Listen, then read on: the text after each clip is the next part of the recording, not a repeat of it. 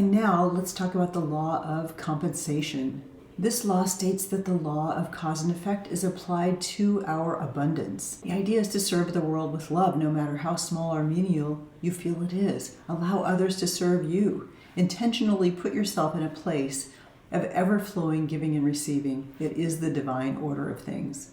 The law of compensation provides soul artists with inspiring material as they create art journal pages about this law. For example, artistically conveying the idea of harmonious and dynamic exchange, flow and balance, serving the world with love, being in the grace that arises with joyful giving and receiving, being open to and appreciative of all the gifts in life, circulating love and positivity, nourishing the universe through friendliness, gratitude, love, joy, and compassion. The law of compensation builds on the lessons we learned in the law of cause and effect. In essence, this law states that you will be compensated for your actions.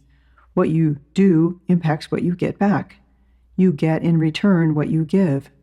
Ralph Waldo Emerson said, "It is one of the beautiful compensations in this life that no one can sincerely try to help another without helping himself." Wisdom traditions tell us that the universe operates through harmonious and dynamic exchange. The intention behind giving and receiving is critical. When your intention is to create happiness for both giver and receiver, then you are harnessing the law of compensation to work for you. We know that joyful giving can create fulfillment for the giver. Dr. Elizabeth Dunn, a social psychologist at the University of British Columbia, tells us that being generous with others is an effective way to feel joy. When we use our resources to benefit other people, we actually can end up being happier ourselves, Dr. Dunn said. One global study conducted by Dr. Dunn and her colleagues found that philanthropic people tend to be happier on average than people who aren't. In order to match the benefit to happiness of giving to charity, Dr. Dunn said, you would have to have about twice as much income. Dr. Deepak Chopra and Dr. David Simon explain this idea further in their book, The 7 Spiritual Laws of Yoga. They show us that the return is proportional to the giving when it is unconditional and from the heart. This is why the act of giving has to be joyful. The frame of mind has to be one in which you feel joy in the very act of giving. Then the energy behind the giving increases many times over. They also teach us that happiness is life-supporting and life-sustaining. One way to practice being in the flow of giving and receiving is to set an intention to give something to every person you come in contact with today. It might be a kind word, a smile, a silent prayer, or blessing.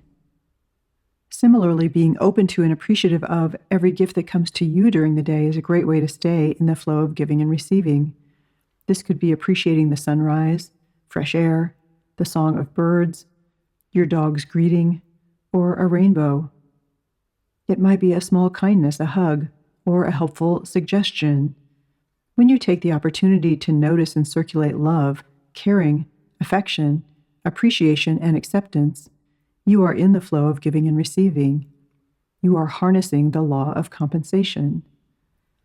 The law of compensation also teaches us to trust that we will be compensated for our work as we remain open to receiving in all the many ways that the universe can deliver. It's about receiving compensation for all your contributions to the world around you, including the positivity, joy, love, and kindness you spread. The intention behind our words and actions fuel the process. Through the universal laws, we have learned that our thoughts and intentions are incredibly powerful. Our intentions power our ability to manifest our thoughts into existence. The law of vibration taught us that the universe is made up of energy. The law of attraction tells us that whatever our energy is will be compensated with like energy. As an example, assume someone performed a good deed for another person, but did so with resentment. What will be returned to the giver is resentment. However, if your intention is generous and joyful as you do the good deed, then generosity and joy will be returned to you as compensation.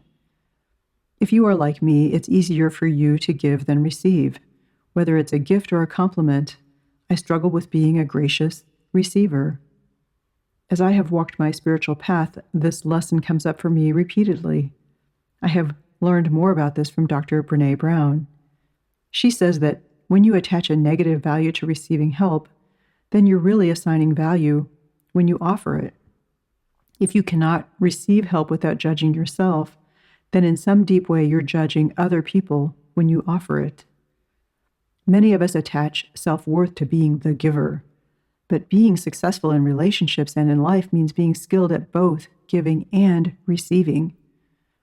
Dr. Brown goes on to say that receiving love, receiving help, is much more vulnerable than giving, because she says you can stay armored up and give, but you cannot stay armored up and receive. I know that if I can grow and become a more gracious and grateful receiver, I will allow others to experience the happiness and joy of giving. To harness the power of the law of compensation, intentionally serve the world with love and allow others to serve you. Allowing yourself to remain in the flow of giving and receiving will place you within the divine order of things